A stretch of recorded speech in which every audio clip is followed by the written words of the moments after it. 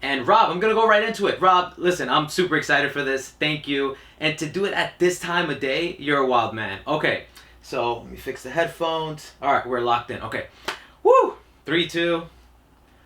Welcome back to the Julian J. Franco Show. And today's guest is a huge friend of mine and someone who I am always so proud to just say that I know, just from a personal aspect. It's Rob Riches. He's a fitness icon, author, entrepreneur, chef, nutritionist, fitness model who's been on numerous magazine covers, a car enthusiast, and like I said, a personal friend. Now, Rob, this is one thing that I want to share with you. You already know this, but during high school, that's when I really started getting into YouTube and watching fitness channels and whatnot. And at that point, that's when everybody is searching up how to grow your chest, right? Or how to get big biceps, how to get, massive boulder shoulders. And once I landed on your page, Rob, you have been someone who I've never logged off from. I've always watched you for a really long time, and somebody who I always felt was just really living what they preach. Somebody who really loved health and wellness and wasn't just getting into it because it was a craze. And when you look back at your start, you were on YouTube. If you go back like 12 years ago was your first YouTube video. So Rob Riches isn't just a guy who's like, oh, the social media thing is popping, you can make some money off of it, let me jump on board. You've been on it since the very beginning.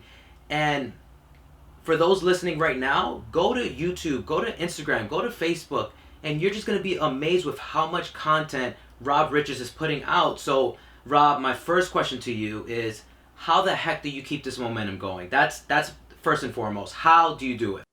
You mentioned about the sort of the beginning of social media, which I vividly remember. I remember it being sort of 2004, 5, this was sort of MySpace days. Okay. Even right. Sort of just before then. And I was getting ready to do my first competition and back in England.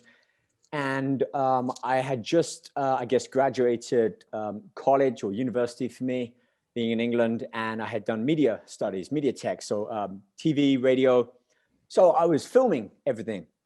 And, I was reading magazines. There wasn't social media. So I was basically documenting my entire journey for fitness, the competition. And to be honest, I just didn't want to write it all down. I knew some people were asking, how do you do this? And how do you prep for doing this? Let me just film everything. Really with the purpose of, let me document it so it's easy to give to someone rather than me writing everything out. And I actually remember uploading my first video to YouTube. I think it was a different channel that I've currently got, but this must have been 2005, I want to say. I mean, the first year that I think YouTube was out. And, because of the what I was doing at university, which was all media, here was this sort of video platform on the internet that you could store and log all of your videos. So I was all over that. And the first video, I think, was a squat, actually, 4 plates either side for a 20-something-year-old back then. But to come full circle again and answer your question, I've always looked back to that sort of me when I was 15, 16, kid who was like, I had so many questions. I was like a sponge. And I'm not just talking about how do I do this? I'm like, how do I do this? And then how do I do that? And then what if this happens? How do I do all of these questions? And so all of the content, and still to this day, I think about that kid, me, some 15, 20 years ago now, and just trying to kind of lay it out for them. Here's the steps that I've taken. Here's the path that I've carved, done it my way. This worked. I'm not too sure about this. I try not to discredit or rubbish anyone. And I'm sure we'll get onto it, but with social media, the advent in the past 5 or 6 years, everyone's an expert now. And so there's much more of a saturation of information that just wasn't around back when I was starting out. So there's a lot more, not so much questions now, but more queries about, oh, I follow this person, or I've read this, or I've heard that. And, that wasn't really around as much when I was kind of getting into it. I read something in a magazine and that was about it. So it's been an interesting sort of landscape over the past 15 years. But yeah, I still to this day, I meet people who have been watching me since I've started, or people who have just started watching me now. And I'm grateful because I seem to always get the same sort of response, which is, thank you for putting this out there. And, we work with brands, and part of this now comes into a sort of the, business aspect, but still at the heart of it, I want people to look at my content, whether it's something on Instagram or a video on YouTube, post on Facebook, and find some real value to it, something that is beneficial to them and that is more than happy they have just, continued scrolling down. So that's kind of where I always like to think when I post something. Rob, there's so much to unpack with that. And you're so great with giving these answers. And let's go. Yeah. One thing people don't know, well, there's a lot of things, but Rob Riches was one of the first individuals who gave me the first opportunity at interviewing him. So while I was working for the YouTube marketing team, at Google, they have like a 20%, time off. You just follow your passion. You take 20% of your I think like your monthly work schedule, and you do something you're passionate about. Mine was all about fitness, and I was going to Go's Gym, the mecca of bodybuilding. That's where I met Rob, and I was able to interview him. He took time out of his day to give me an exclusive interview. We worked out together, we filmed. So it was really great. So Rob, thank you for always just having my back. And even Rob, I remember walking into the gym one day. No, I'm walking out of the gym. You're walking in, and I have my camera, and you're like, "Hey man, what are you up to?" I'm like, "Oh, I'm just finishing." And you asked me, you're like, "Hey, you want to film a workout video?" I was like, "Are you sure?" You're like, "Yeah, let's go. I'm gonna do arms today, so it'll be a great video."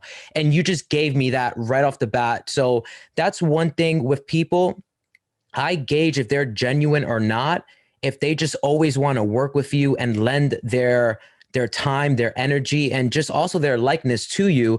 Because at that point, I literally could have done nothing for Rob. Rob was this big, he was already this icon, and he's already given me this access to him. So I really enjoyed that.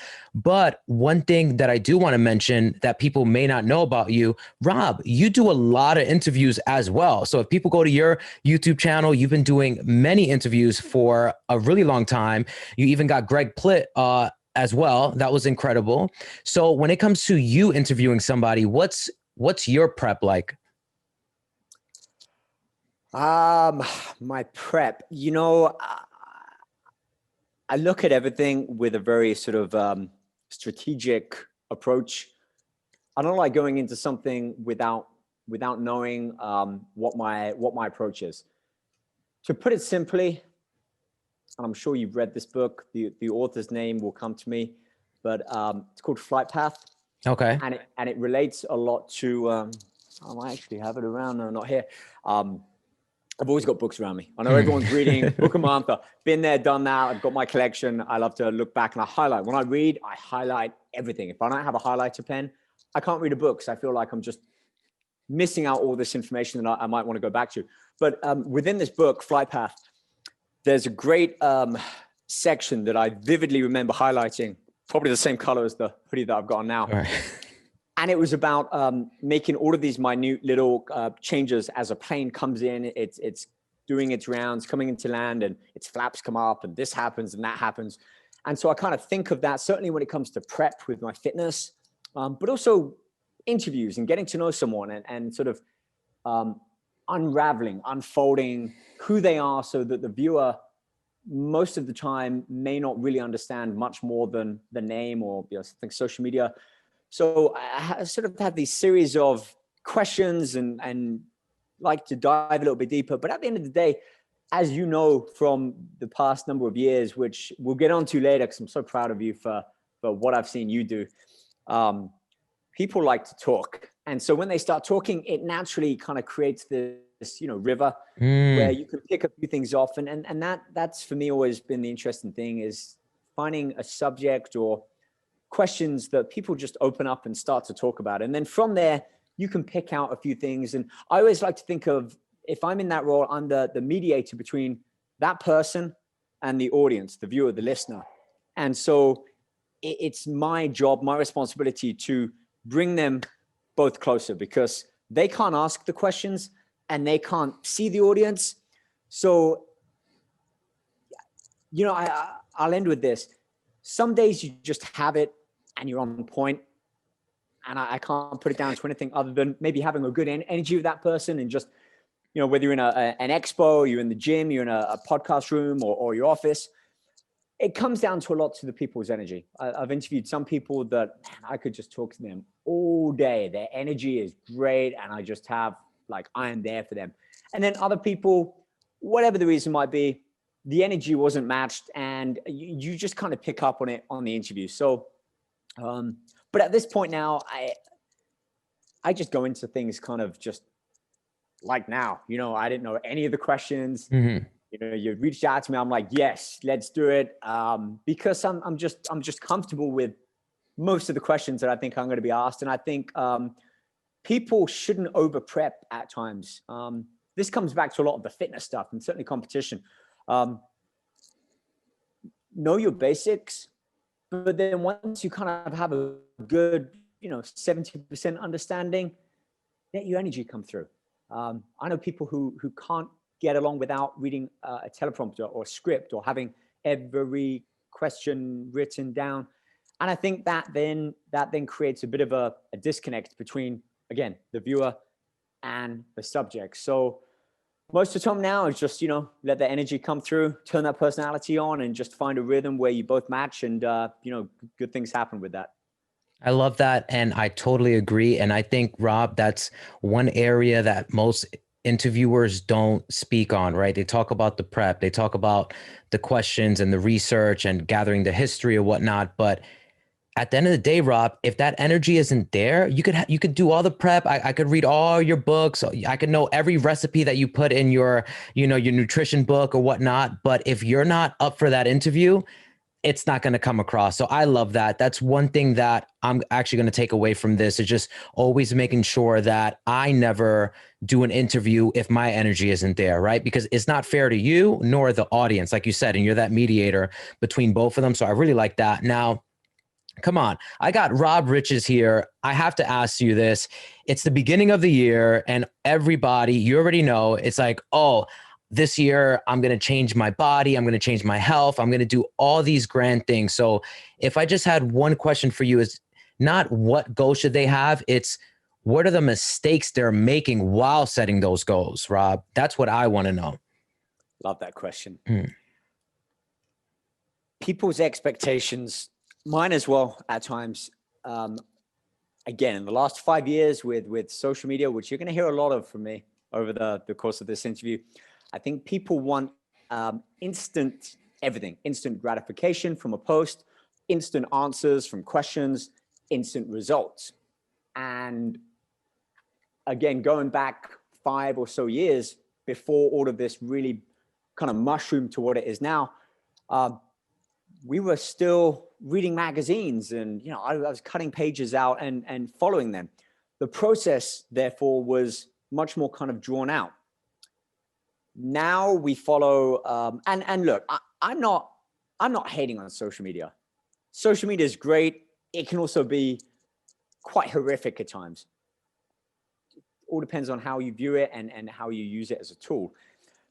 But I think the biggest kind of take home from this is people need to truly give themselves credible time, like a 3-month scope. Turning something around in 28 days, look, you can make some pretty good changes. You can start to kind of form a bit of a habit. But if all of last year or even longer, they were packing on the pounds and, I'll start next year and the diet's going to start on Monday. Come on now, realistically, 1/12 of that time, it's all going to magically turn around. I think that's the biggest thing. If people say, all right, by June or by the end of March or April, I want to do this. And the other thing is they need to be far more specific with what it is that they're going to achieve. Not just, I want to look good and lose some weight and get my summer body back. What does that mean? They need to say, all right, I need to take 2 inches off my waist. I want to improve my physical strength, my fitness test by 10%. If I can do 2 push-ups, I want to be doing 20 by the end of May. I don't run. I want to be able to run a mile in under 10 minutes. They need to be, they need to, first of all, write this down. Not on your phone, write it down in a book. I still write everything down. I use all the tech, but I like to write and highlight. They also need to hold themselves accountable. Tell a friend, tell a family member, tell someone, work colleague, hey, I'm gonna do this. You know, hey, I wrote a few things down on this Post-it note. I want to give it to you. And hey, in 3 months, I want you to check me on that. Because look, we don't like putting something out there and then letting it go. And then especially when someone says, hey, Julian, 3 months ago, you gave me this and you told me you were going to do this and you said this is going to happen. Where are you on that? And you're like, yeah, just happened. So fitness, nutrition, all of that aside, these are all just the building blocks. But as far as the structure is concerned, people need to create a framework that is something that they're able to be consistent with. Therefore, can't be too tough, needs to be kind of challenging but fun. But I think at the end of the day, it needs to be something that they can truly adapt to and bring into their life, not just, oh, this is killing me. Yeah, you're not going to do that for much longer than a couple of weeks. There's so many different facets to this as well. Accountability would be a big one. Even I tell clients that I work with, yo, look, write everything down. What do you want me to eat? Eat what you normally eat. Just write it down. And truly write it down. And the time. Oh, it's 10 o'clock at night and I ate this ice cream. How much? I ate the full gallon and I did this. Cool. Don't look at anything else. Just write it down. Because the very fact that you're writing it down and putting it down to paper, it's not just a thought that you'll forget about. It's something that will be there. Look back at it in a week or next week and try to make just be accountable for some changes. Oh man, I was eating cookies and ice cream and this, pretty much every day. Cool. Here's what I want you to do. Cut it down by 50%. I'm not going to tell you don't eat that because that's such a big a change, a kind of an adaptive response that is going to be too big for you to be able to make happen and to hold on to. So, that flight plan, the flight path, we'll get to the flight plan later. The flight path, it's all about making these minute changes. We refer to it as baby steps, small changes, implement them, but make it gradual. That's, I think, where I'm sort of ascending all of this blah, blah, and wordage and verbiage to is write stuff down, hold yourself accountable, give yourself enough time. And that last thing that I just said. I love that, Rob. I love that. And to me, it's the more in depth you go, to you, it may seem that you're going on and digging deeper or whatnot. But the fact is, there's somebody listening right now that every word that you're saying, they're leaning in. They're saying, okay, wow, he's telling me this. It's resonating with them. And they have to hear those words. And some people are actually mad that you stop talking, right? So it's just, that's the way it looks. But again, since you've been doing this for so long, you're like, oh, I've been saying the same stuff, but everything you're saying is extremely valuable. So I really appreciate it. So 2 more questions on nutrition, because you don't know what you don't know, Rob. So with people, the famous thing, well, I don't eat healthy because it's too hard and I don't like to be in the kitchen for too long, this, that. Rob, let's make it very easy. What's one healthy meal that could become their new go-to meal? What's one thing that they can do? I feel like this is a loaded question. Yeah, it's hard. It's a hard one. I just want to add something on to the last thing. And Please. That is, I am not perfect. And many people that we follow on social media, we're not perfect. So it's made it harder, even harder now. Magazines and tabloids and all of this, would look at the perfect Hollywood image. We see on social media, all of these hard sculpted bodies. Look, I post a ton more videos now because they're just real. Video, I can't Photoshop, change anything. Some days I think, I look pretty good there. Other days I'm like, maybe not my best day, but it's real. And just to kind of finish off that last topic, I don't eat perfect all of the time. Maybe when I was doing the competitions, yeah, but one of the most liberating things I found was putting an end of that chapter for the competitions. Doesn't mean I won't do it again. It just meant, for that period of time, I'm going to give myself acceptance to be able to move on from that. And I felt so free. knowing that I might not have to eat 6 meals a day, and I don't have to prep every night, and all of that, I want to tell people it's okay. As long as you're making steps in the right direction. I look at my life and my career just like a marathon. I've been doing this for almost 20 years now. This is 20 years. Year 1 and 2 were a struggle. Year 3 and 4, they were a little bit better. Year 10 and 11, I maybe took a little break or fell off a little bit. Just like LeBron, year 18. You know, when you watch him play, just, you know, I'm a huge fan of him outside of the game as well, but just as a leader, I think. So let me bring it back to nutrition. 4 main points, and you mentioned the book as well, which was just a dumping ground for thoughts and information. I don't want to call it knowledge, although I'd like to think that it was as backed up as I could. I'd like to give all the references and research. It wasn't just a thought that I had. It was something that I actually really looked into and collaborated and condensed all of this information. Look, people need to drink more water. We don't drink enough water. I'm not saying walk around with a gallon jug of water, but hey, if you got one at home, here's a great sort of exercise to do with it. Right from, with a marker pen, the time you get up to the time you go to bed, draw a line. And then if you mark off 7 or 8 points, which is, you know, every hour and a half, every 90 minutes, and then drink 500 ml of water, half a liter, you know, 1/8 of the gallon. Try doing that. Consciously, when you're aware of that, you're always thinking, I can drink some water. I can pour it into a cup and drink it. When we don't have that around us, we're not thinking about, like, when was the last time you drank some water? For me, you don't even know. 2 hours ago. I had a coffee last, which it dehydrates as well. I haven't had enough water today. And the fact that I'm even talking about it makes me go, I got to go drink some water. So that alone will be a huge beneficial factor. The other things, protein, carbohydrates, fats, and fiber. People don't mention fiber enough. Green, leafy, roughage. I'm not talking about maybe tinned or frozen vegetable, although better than nothing. I'm talking about going to the fresh produce in the grocery store, finding spinach, kale, celery, broccoli, cabbages, dark green leafy vegetables, and trying to get them in, I want to say every meal, but at least 2 or 3 throughout the day, at least one, because that is huge for allowing us to digest food, absorb, process food.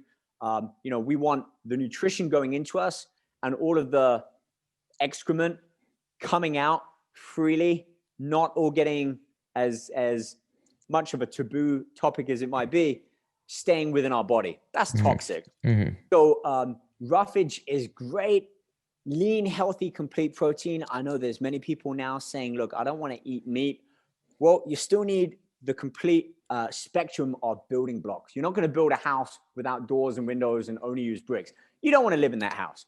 So for people who, and it's completely fine, I respect that decision 100%, they need to be looking for complete sources of protein, which often means combining different types of proteins, legumes with nuts, you know, those two. So peas, beans, and having them with a handful of raw almonds, boom, there's your complete protein.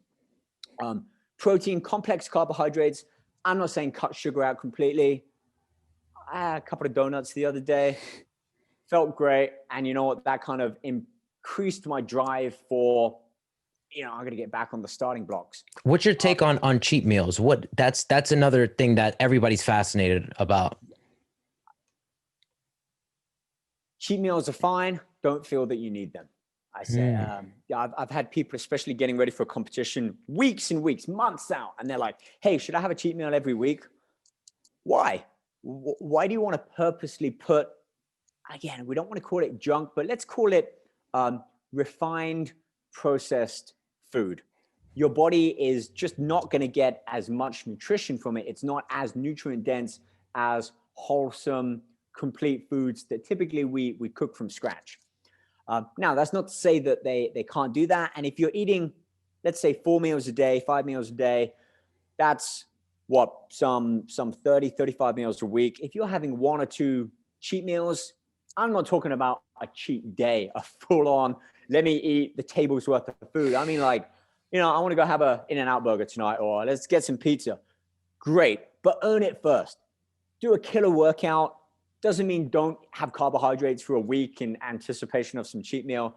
A really great metaphor that I read once, which I always think back to, was think about a sprinter on starting blocks.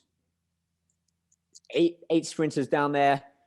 You're in, let's say, the 4th or 5th lane, and you make a false start before the gun goes off. You keep on running around the track. I've already left my starting blocks. Guess I better keep on running. It's the same mentality when, oh man, I've cheated on my diet. I've already eaten it now. Might as well keep eating the things I want. It's just ridiculous. Make a false start. All right. Realize it. Go back. Reset that mentality. Get back on your A game. So, and look, we all fall off the resolution. Resolutions shouldn't be New Year resolution. They should be, a self check-in each and every month. How am I doing? What's my goal? Where am I on this? We love, as a society, to group and categorize all of these things. So at the end of each year, everyone is, let's jump on this new resolution, new year, new you, let's get fit. But imagine doing that every month. Think about the small changes that they would implement. Think about the results they would get. Fats as well. People cut out fats. Look, essential complex amino acids, BCAAs, branch chain amino acids, and essential fatty acids. Essential, meaning we need them. Our body can't manufacture them ourselves. These omega-3, 6, and 9s, we need to get them from a dietary source. Now, that's not the same as going out and having some big, fatty, greasy food and going, whoa, fat's good for me. It's the right types of fats. Walnuts, avocado, cold water fish, trout, mackerel, salmon, raw nuts. And I keep saying raw as opposed to cooked nuts, because when you cook, it degrades and destroys a lot of the nutrition in there. So, an open mind.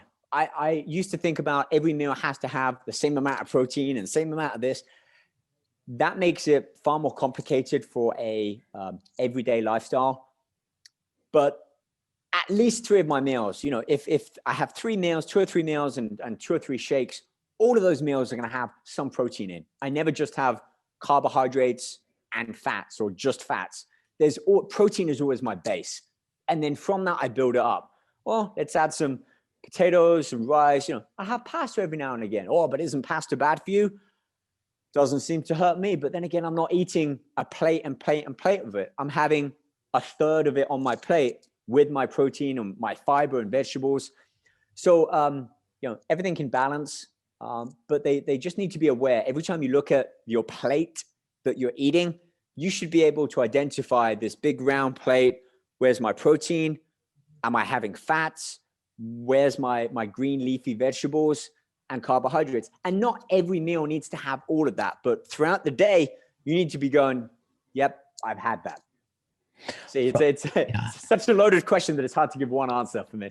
It's incredible. And whoever's listening right now, I know they're so excited because they're literally getting chapters of a nutrition book with you. Your answers are so in depth, and it just shows, listen, you've been doing this for, longer than some people have been alive, Rob, and it shows. It is incredible. And one thing about you is I've had the lucky fortune of seeing you and training with you. Rob, you are a darn beast. You are an animal. When Rob Riches walks into the gym, people know Rob Riches walked in. It's just that energy he has. Obviously, Rob, and I'm not trying to just blow smoke your way or give you a compliment. Listen, you've been on magazine covers, and obviously you're a fitness model. You're very attractive. You have a crazy great body, and that discipline that you have, it shows. That's why you're still here. It's because of that discipline. So my last question to transition off of the fitness is, why do you feel many people never get that body that they want, never achieve that sense of health and vitality that they've always wanted year after year. Why is that? There are two things that I think of when you ask me that. One is it's hard. It's not easy. Even now, my workouts they range from, some might be 30, 40 minutes. Sometimes I'm in the gym for 2 hours. Now, I'm not saying that people need to go and work out for 2 hours. I may not be exercising for the full 2 hours. I'm in my comfort zone there. That's my world. And I don't mean that in a sort of pure meathead, getting into the gym and just going full beast mode. That's when my brain is the most active. That's when I'm thinking of ideas or remembering things that I need to do. And I guess working out in my own space now affords me the freedom to do that because I'm not around all of this noise. People that I know, people that I don't know, having to wait for machines, moving around, having to kind of dictate my workout based on where everyone else is. I have my own setup. And I know I'm very fortunate for that. So it's often hard at times when I put social media out and I realize many people may not be in that situation or have access to that. And here I am going, I'm going to go onto my bench now and I'm going to move this. I'm going to put this weight on. That has forced me to rethink the kind of the content and the message that I'm putting out. I'm actually doing a full 20-minute live workout tomorrow. That's no gym equipment. It's all body weight. And if you see the program that I wrote down, like it's going to push me because it's a different level of fitness. But this is not easy. And it's crafted over many years. So when people want to get in on something, I think I don't even want to say the mistake, we like to think ahead of time and they like to kind of foresee themselves maybe ahead of where their ability may lie. The body will the body makes adaptations slowly. We don't change overnight. Now, inversely, we can say, well, how can you get out of shape and you can put on weight? Our body doesn't change that quickly. So when we're putting all of this food in here and our body goes, well, this is energy because that's what it is. Our body fat will go, look at it this way. Okay. We got a seesaw and a pivoting point. Over here, think about a golf ball, muscle. Think about a tennis ball, fat. Now, every time we eat, our body basically offers it up, circulates around the body, dissolves into the blood and basically is transported around the body. Now, the body will offer it to the muscle, the little golf ball, all of these receptive cells on that golf ball. If the muscle is not receptive, meaning, we don't really want any extra food. We haven't been that active. We've been kind of lazy, actually. We don't want it. But if you go offer it to the tennis ball, I'm pretty sure he'll take it. Big old glob of tennis ball sat here. Offer him food. I'll take it, sure. Now, that is sort of the key message. If people think of that, that interaction between muscle cell and fat, muscle cell will only take the nutrition if it's receptive, and it gets receptive by being used.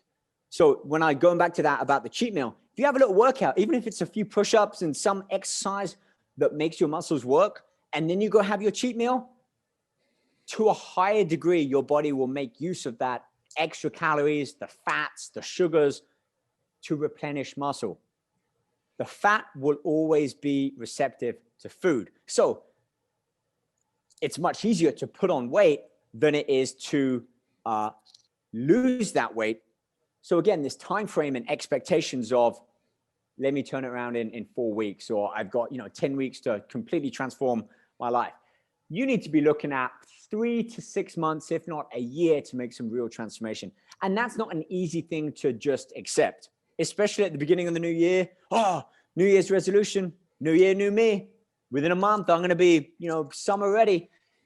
That thought process alone is basically setting you up for failure because it's not giving you enough time to not only implement all of these changes, and there are a lot, but just like a habit forms, once you kind of get on that beaten path, we still have tendencies to go and eat something that we want. We still get lazy. I don't want to go for a workout. I'm cold, I'm tired, I'm lazy, whatever my excuse is. But they start to diminish compared to the, hey, you know what? I'm awake today. Weather's outside is great. I feel energized. You know, I'm going to go for a run and try and do a bit of a workout and challenge myself. Again, writing everything down. If you don't write stuff down, how are you going to progress? So all of my hand notions of adaptation and progression, that's how my brain thinks when it comes to exercising. If people aren't pushing themselves and challenging themselves to do more than they did last time, their body has no necessity to adapt and change. And that change comes in the form of our body composition, becoming leaner, stronger, more functional, more athletic, having greater muscular and respiratory endurance, allowing us to perform a task with less energy for greater periods of time. The flip side of that is if they're not nourishing their body, if they're still overfeeding their body, overfueling their body, you're putting too much gas in the tank that the body doesn't have a need to use. It's this relationship between you've got to eat just enough to fuel yourself, but not overeat so that you're going to be kind of holding yourself back. And I think that's what people struggle to kind of identify with, to get the answers. And as you see from us talking, I've gone around the way and up here. And even then I'm sort of conceptualizing all of these ideas because it's not an easy answer to say, don't do this, do that. Look, if people think of themselves on a seesaw, you start to become much more balanced. And I think that is the key. Consistency is the key, but also balance. Start off small. Do something that you can do fairly easily. Could be push-ups, could be star jumps, could be little sprints outdoors. It doesn't mean picking up these huge weights and trying to mimic what they see many of us put out there. Do something that challenges them and is hard. Write it down. And then write a note that, hey, next week or 2-3 days from now, I'm going to do that again. And I'm going to try and get 2 extra push-ups, or I'm going to try and do an extra sprint back and forth. That's always been my approach. Do more than I did last time. And I've leveled off a lot because to a degree, you can't keep exponentially getting stronger and bigger and faster. So now my workouts are kind of just, they're changing. And it gives me more of a dynamic sense of what am I doing this week? All right, let me fully attack that. Fitness is not easy. Life isn't easy. We find a way, we get stuck in our track. And especially with food and training, we need to find a way to shake it up at times. Again, with your answers, this is something that I'm noticing. It's a pattern. You don't just answer with do this, A, B, C, D. And I feel a lot of people, just because they have become quote unquote an expert on it, their answers are very quick, right? And they shoot from the gun and they expect people just to latch on. To me, Rob, you're almost like a professor because you give the background, you give this example, that example, and then you tie it all at the end. So you're really good at teaching, and that's a really big skill. But now coming back to what you said earlier, which really fascinated me, social media now, everybody's an expert, Rob. They have their camera, they're on IG live, talking about this, talking about that. They're on Facebook. I'm just curious, what agitates you the most about the current stage of social media right now? Well, it's interesting we're talking about social media because something big happened today, which we don't need to get into, but those watching it will I think understand just what we're talking about. And the fact that now social media, a platform, has decided to not allow somebody to voice their opinions and thoughts on. I think we're going to see a change in the wind as to the information people are putting out. It can't just be hearsay. Some people can have huge following, more following than some TV channels and stations. We're talking millions of people around the world. And if that person, I'm not thinking about anyone in particular, I'm just creating a scenario, says something, hey, I did this and the results were amazing and I encourage you to go do it. And all of those people hear that and decide to give it a try. You know, that could be dangerous, especially if the information is a mistruth or it's not fully explained. That's always been my fear. And that's why we're talking now. And my answers are here and bringing it back, because I feel if I just give a single answer, if I heard that, I'd be thinking, all right, well, you say that, but then what if this happened or what if that? And so answers can't just be, like you said, you know, shooting straight from the gun and that's my answer. There's so many more questions surrounding that. My biggest kind of pet peeve on social media, I think, is that people saying things and putting information out. Look, you know, the workouts, the foods, people showing their life. I think that's great. It's spreading information. It's keeping this sort of knowledge train going, because without that, I'm definitely the older generation now. I look at what these sort of the young generation are doing now, and it's like, new to me. Didn't know about that. You know, whether it's a dance or doing something with their phone. And so this sort of continuation of information and knowledge passing on, I think, is great. It's needed, because the younger people and even the older people might look at it and it ignites something to allow them to start questioning stuff. And that is great. The dark side of that is when people just take it at face value and go and do something without there being any, you know, and this itself is quite a gray, I don't want to say dangerous, but potentially dark area. Is how do you police this? How do you do a live stream, Instagram, a reel, a TikTok, a YouTube, all of this, say something, and it might be coming from a real good place and it might be completely genuine. But even with myself, how do you police what it is that we are saying, and who controls that? So I think we're now getting into the next couple of years where we're going to have a lot more roadblocks, if you like, which for those who can back up their, you know, whether I don't know, I don't have the answers, and that's okay. I certainly don't know everything. It's a weird time. I mean, so it's especially the time that we're talking about, the last year or so. But I mean, in the several few years, when you read a magazine, you had to at least be somewhat employed or brought on board by the magazine, the editor in chief. You had credentials to a degree, and somebody would at least read and check your article. I've written a few times for magazines, and it would be bounced back and forth. You know, what do you mean by this? Or where did you get this from? Can you verify that information that you have given? That's why I always liked that, because I felt that there was a structure and an order to that. Now that everyone's an expert, you know, and maybe so, and why not?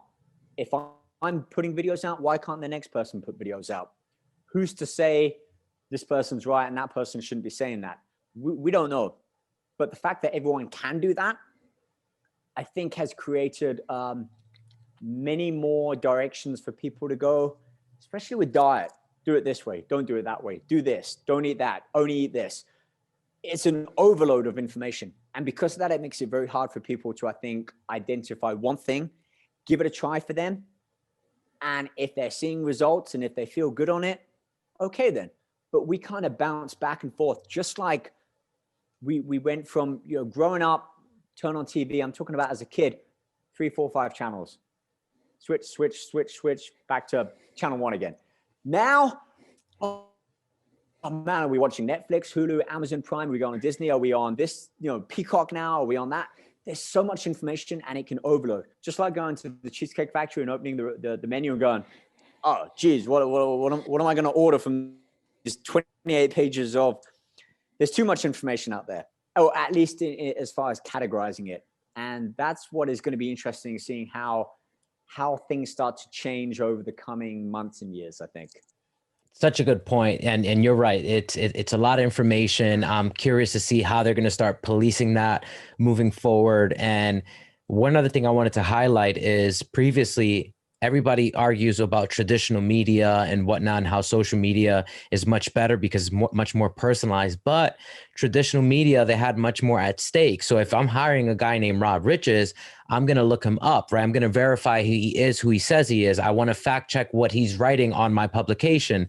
But now you don't have that. You can just hit record and go. So such a good point. Now, Rob, you look the way you look, you run all these businesses, you are in the gym, as you heard, for like 2 hours at a time. How do you nurture relationships? Like, how do you, stay tight with your boys? I know you have 2 dogs, right? 2 monsters. Yeah, I do. Yeah, you have 2 monsters. Are you single? Are you off the market? How does that work for you right now? Well, remember the first time we met? And a couple of times after, and we went to Google. Right, we had a breakfast, right? And I met somebody there, right? Yeah, she stood right next to me. Get out of here! Okay, Right. whoa. Hi. Just wave. Come here. I'm gonna turn the camera around if you don't. Here we go. Come here. Come. Give a wave.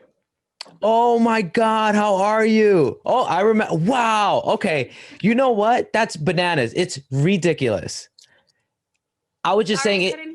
I was just saying it's ridiculous how long you guys have been together. I was over here like tiptoeing through the question. I'm like, so Rob, I know you have 2 dogs, but are you single? Are you, on the market? And then he's like, remember the time we had our breakfast? And I do remember you. And I remember because we came for our breakfast and she walks in like high heels and she just had it all go like basically how she looks right now. It's like she looks like she's going to go on some runway. Yeah. And it was just incredible. So now she gets to partake in this interview, which is amazing. I love how this happened. My next question to Rob was basically just, how does he nurture his relationship with you, right? It's just because he's very busy. He's always at the studio. Tomorrow he has this new, program coming out. He has these collaborations with different companies. So I'm just like, Rob, how the heck do you have a healthy relationship? That's my question.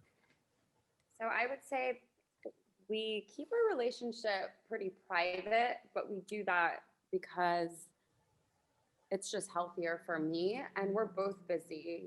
I run a business and I feel like we're both on the same page and we just understand each other. And just communicating and understanding each other is like the most important thing in a relationship to me.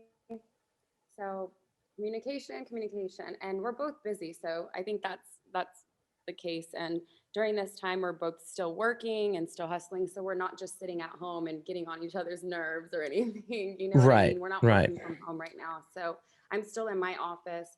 We're still doing our thing and thank God for that. But yeah, I appreciate him. He's a great guy. That's all I can say. I love that. And since I have this beautiful opportunity, this will be a quick question for the both of you. I just want you each to share what's one of your favorite things about each other that it's just personal to that individual. The first question he asked us when we first met. Yeah. I can't believe you remember that, Rob. Yeah. Oh, no, I even remember what I was wearing that day too. And what we were eating. Yeah, that was a vivid memory.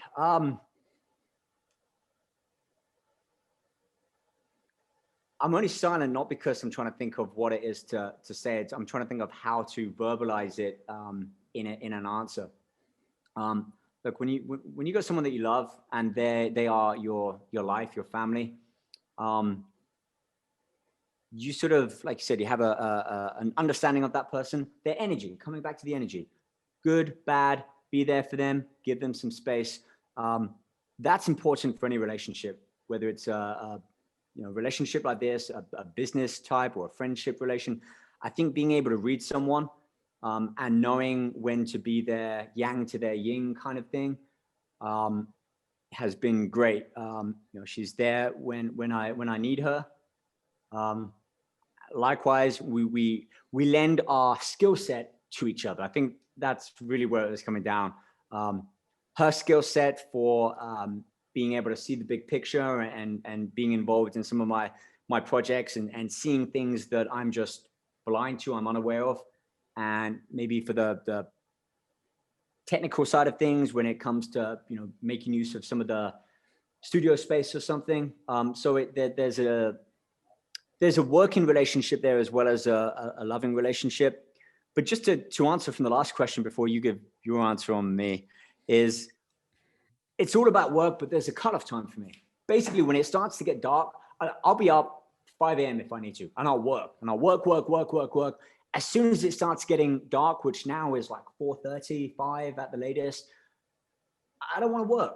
I don't even want to work out because I'll make that a priority early in the day.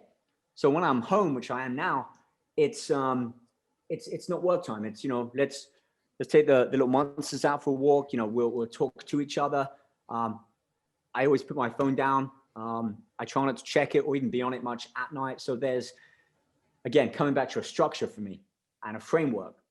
I will work and do everything I need to within that time frame. And if I don't finish it, then that's something that has to be picked up tomorrow. But from the evening onwards and weekends as well, at least one day in the weekend, there's no work, and it has to be our time to cultivate that. Good answer. I think for me, it's just, he just understands me. Like I know I'm not the easiest person to handle.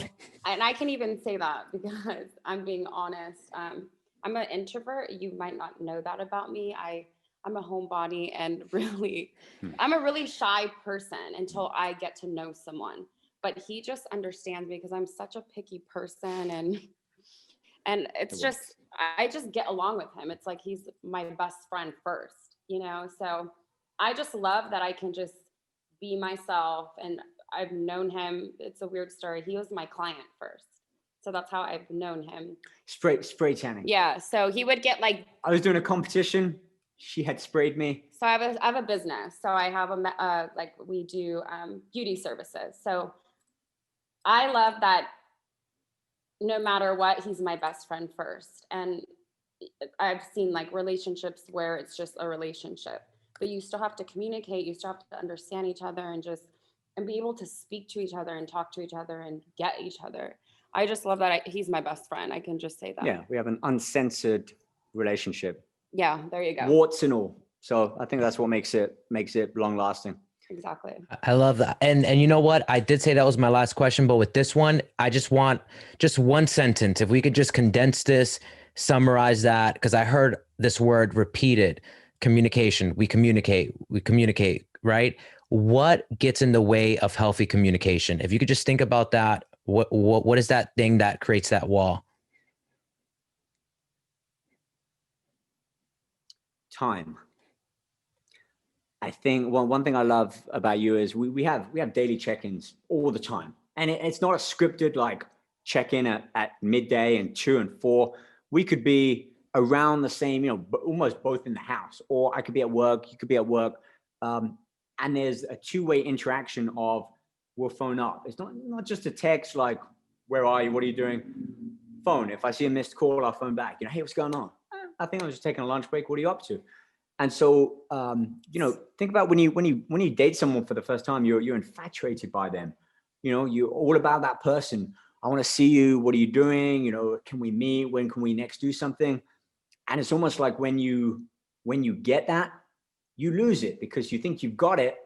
But a big part of that excitement, and that excitement keeps you on your best behavior, is being excited about them. So, when we aren't together, even for a day or a couple of days, whether it's work related, we're still always checking in, and I think that helps keeps us grounded. Yeah, just basically make time for each other and communicate. That's my biggest thing, is communication. I've been in other relationships where the communication just wasn't there, and that's what broke it. And making time, because everyone has time for anything. People make excuses. Oh, I'm so busy, I don't have time. No, you just are not making time. So what he said is basically we just understand each other all the time. Like it's just weird. Like I'll be thinking of something and he'll text it to me and I'm like, oh my God, I just thought of that. Like, how are you in my head? Like, it's so weird. But yeah, he's like my soulmate. So I felt like if anything was to happen, but I just know that he is my best friend. I'm like, thanks, babe. That's just what it is. Listen, that is so beautiful. And you guys don't know what you just did. You committed yourself to a part 2 where both of you are just going to talk about relationships. So Rob, we're going to make that happen offline. But thank you so much for just being so spontaneous and, grabbing the mic and giving us some details. I appreciate that. Yeah, no problem. It's so good seeing you. Same here. Rob, how the heck did that just happen? She's been here all since we started. So, she's looking over the Wow. shoulder, and yeah, she went when I told her, this is what I'm doing. She was right there. She was on her phone filming it. She remembers you, just same as I do. So, Dude, me too. But that's impact. why, Rob, that's why I was so scared to ask, because I'm not gonna be like, oh, how's she doing, blah, blah, blah. And you're like, oh, she went to Paris to do this or whatnot. So I love that you are still with her, Rob. And the fact that she called you her best friend so many times, the fact that she feels so understood. There's nothing more lovely than that. Like, Rob, you already know I started off as a fan of yours. I became a friend because you've opened the door and you gave me the opportunity to do so. And you've always been so generous with, you put my videos on your channel and you let me film this and this. And just, Rob, you're incredible. I had so many more questions about, the cars, the Maserati, the this or that, but I'm going to wrap up right now. We're going to do the segment called Fill It In. So I'm just going to give you a prompt and you just one word, you fill it in. So my healthiest habit is. I'm not good with these one words. Healthiest habit is consistency. Being a great friend begins with. Listening. I am very proud of.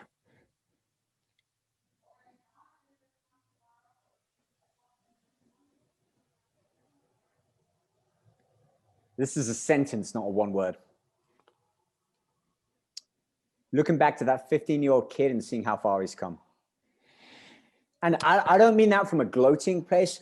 I just mean, when you're, especially when we're young and we want something, and if you could then have traveled the path that you have and go back in time and meet with that person, man, I'd be tearing up, just kind of sitting with that me and just saying, listen, you got so many things to learn and so many dead ends that you are going to think are it for you, but just stay strong and keep pushing. And I think if everyone can somehow have that spirit inside of them and that thought that, where am I going to be 5, 10, 15, 20 years from now?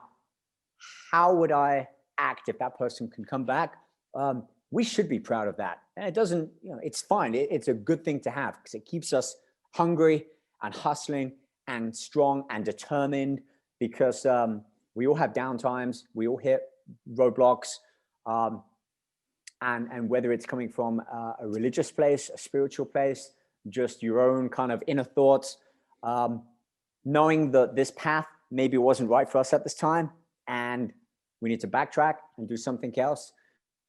It's all part of life. Life is this beautiful whirlwind of mess and mayhem and craziness. And I don't think anyone truly figures it out.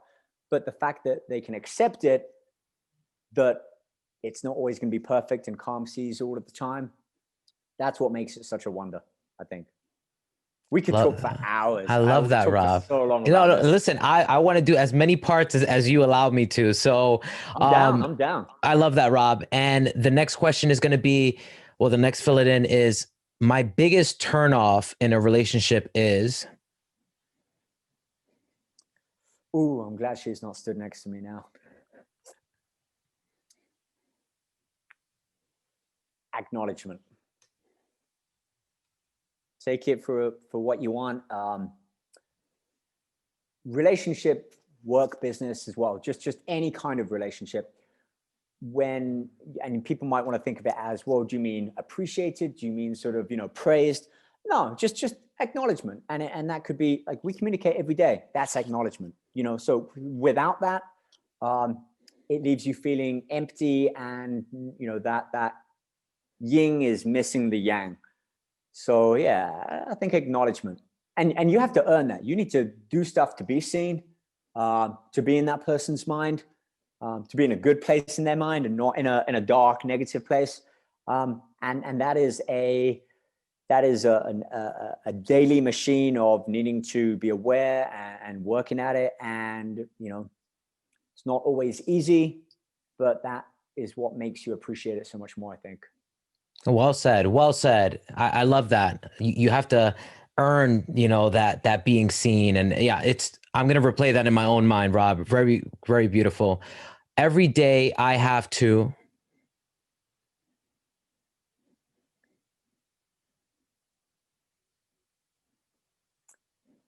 Every day I have to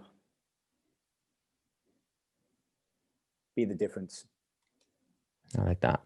Humans have an incredible ability to. Think. If I wasn't in health and wellness, I'd probably be. Race car driver. I knew it. I knew it. I knew it. Yes, yes, yes. Okay. Now, this is the final word segment. So if we're going to answer this one sentence or less. So the biggest compliment someone can pay you is.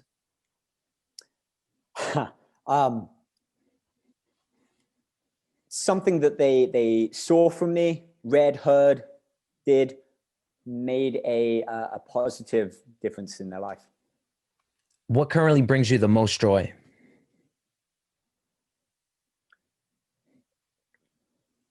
That has been a letter from one person in particular, and it's been echoed to a degree at different times. But I don't want to say his name, even though it's great, because I don't know how much of his story might be out there. Somebody who's in a pretty dark place, and needing to undergo a lot of different surgeries, was unable to walk for a long period of time, and just really in a dark place.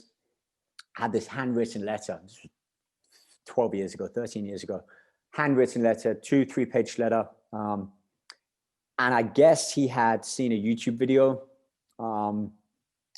and found something about the energy again, comes back to energy. And just to paraphrase, I think he saw that there was something worthwhile fighting for.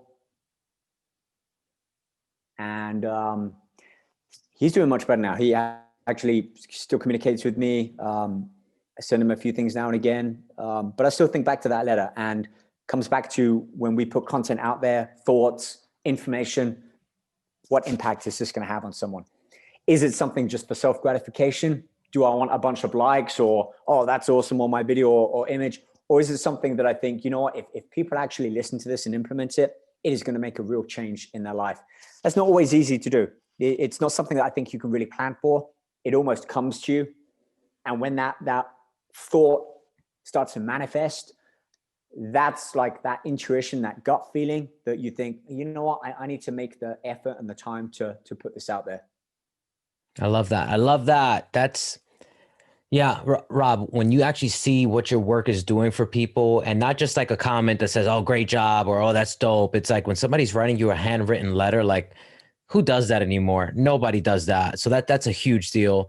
And yeah, you do that for so many people, Rob, that will never write you that letter. I want you to know that too. There's a lot of people out there that you have done that for, and they just feel so safe and comfortable watching you, and, they'll never comment, they'll never write you, but just, I think, how big of an impact you made and what impact you'll continue to make. So Rob, that's why, I'm always so happy to talk to you and be around you, and just anything Rob Riches related, my hand goes up. So 2 more questions for you. What's something you wish you knew earlier that would probably just make your life easier? Not to stress over things that I don't have control over. That kills energy. That kills the energy. When your energy is off, you can't do anything. You can't do anything impactful or, progressive. So, and that's still hard to this day, but just accepting it's out of my hands. I literally can't do anything about that now. So I'm not going to let it occupy this space in my head. I will deal with it as and when I can. And that's not being blissfully unaware of things. It's just, I don't open a bunch of mail at night because what am I going to do except it's going to sit in my head. Same as I don't open a bunch of emails at nighttime because I don't want to have those things occupying my head.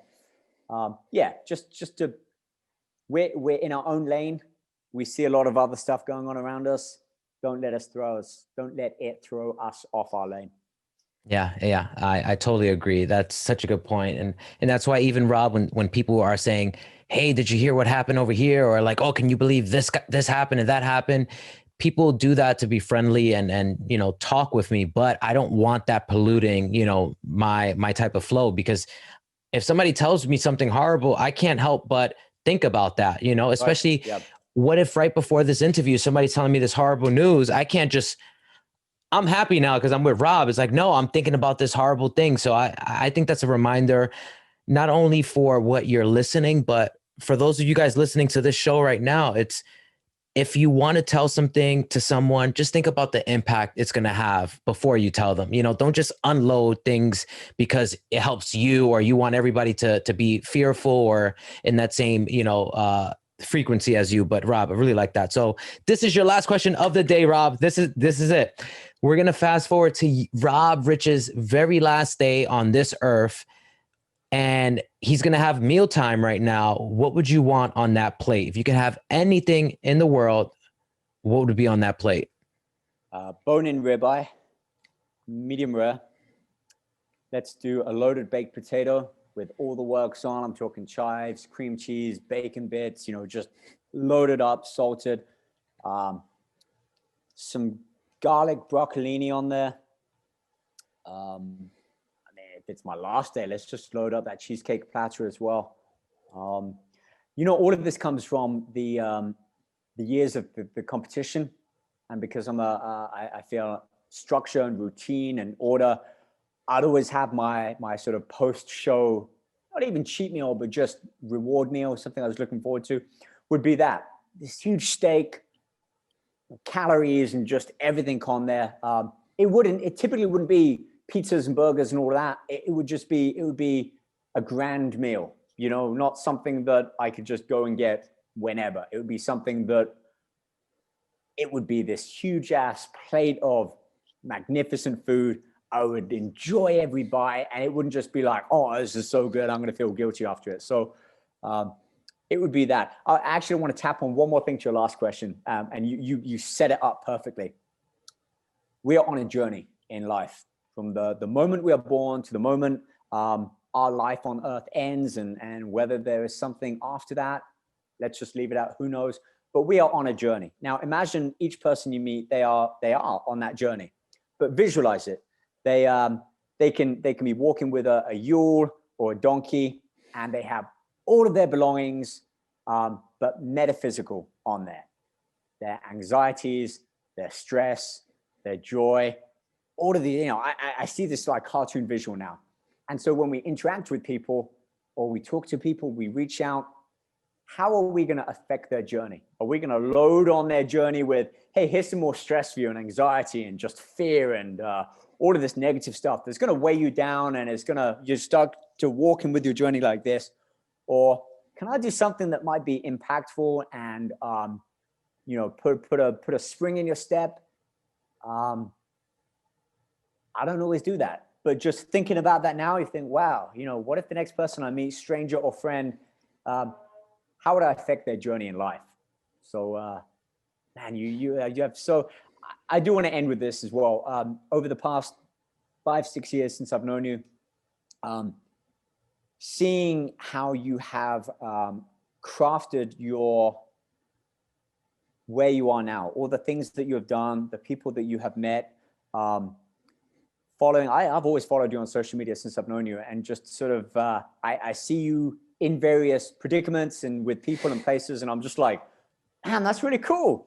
And it puts a smile on my face. And I love the message. I love your energy. It's a big kind of take home from what we've been talking about today, this past hour. People's energy. It's not always something that you might get at first glance, but it comes back to social media. We see people as numbers. We see people as a currency now for likes and followers.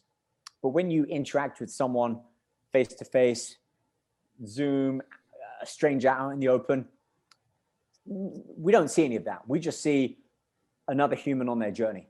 So it's, my monthly resolution now is as safely as I can, is to interact live with people, and not in the sense of a live social media post. I'm at the grocery store, and when the person working the tagging all the groceries at the checkout person, I had the longest conversation with them. Partly because it's like you don't conversate with that many people given the situation that we're in, but just that rich interaction of, hey, how are you? You know, what's going on? You know, what are you up to later tonight? Just that interview, right back to where we started, finding a common theme, something that we can have an affliction with that person, find common ground, and leave with a smile on their face, or a little upbeat in their tone. You're like, man, that's talk about currency. That's what I want more of. It makes me feel good. Rob Riches, that is the absolute best currency that you can ever have in the world. Is what you have with me, and hopefully, as if I heard correctly, I have that with you. It's just when you think of that person, your spirit just, you don't go to like, well, how many followers does he have, or what's this or what's that? It's that innate impulse that you just go, that's a good man right there. You know what I mean? It's one of those, and there's nothing better than having that rich connection, because at the end of the day, we're social creatures, and that's all we want. You could have all the followers in the world. You could be, have all the accolades, have won every fitness. You're the IFBB pro of the nation. But if you don't have these friendships, and you don't have these connections, you don't have somebody you can call, you don't have a partner like the way you have, what do you really have? But again, guys listening, me and Rob Riches, we can talk for literally 10 hours. So we're going to cut it right here. Rob, where can they find you? Give them your social media and tell them like what's the first video or first clip, or like give them something to watch, because you got so much going on. So much. Go find me on, if you literally just Google my name now, I'm so thankful the amount of work. It's just, it's out there now. Find me on YouTube and go and look at some of the old videos. I'm talking like 2007, 2006, just me, Google Rob Riches abs. It will put up some of my old YouTube videos. Not so much for the, the crazy hair back then and the mullet and everything, the highlights everywhere. The spikes. Just look at the energy. Look at the energy that this young, spunky kid is, like bright-eyed in front of the camera. And then, check back every now and again on an Instagram live or stream or any of the new videos. And I'm hoping that they'll see it's still there. That sort of, let's do this, and this excitement to be able to lift someone else up.